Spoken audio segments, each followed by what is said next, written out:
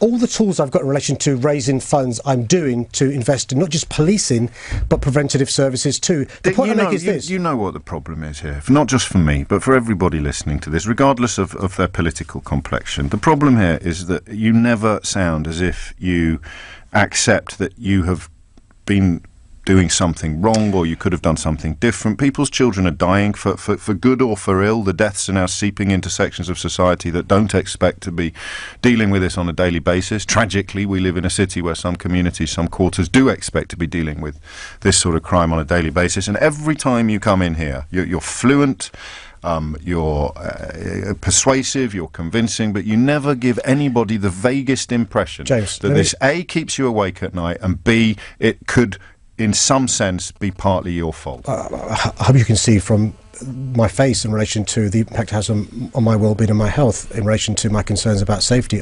I meet bereaved families all the time.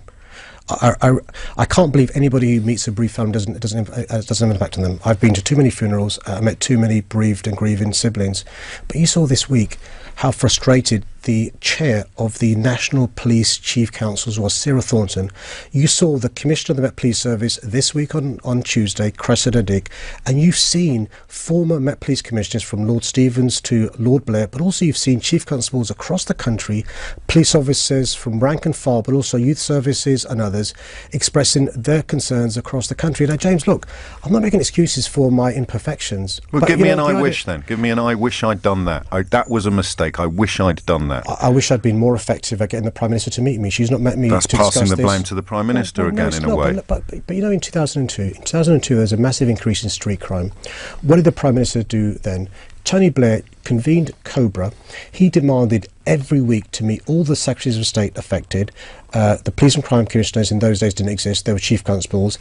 And he banged heads together. What I'm saying is this. I've not got the powers to do the things I'd like to do, or the resources. My frustration, I wish I'd done more of, is being more effective at getting more powers and resources for our city. Now, this week you've seen, because of the horrific events in Manchester, in Birmingham, in Oxford, in London, finally the Prime Minister realised there needs to be some action. Now, her response is one-off knife crime summit. My point is convene Cobra and get all the heads banged together to have action.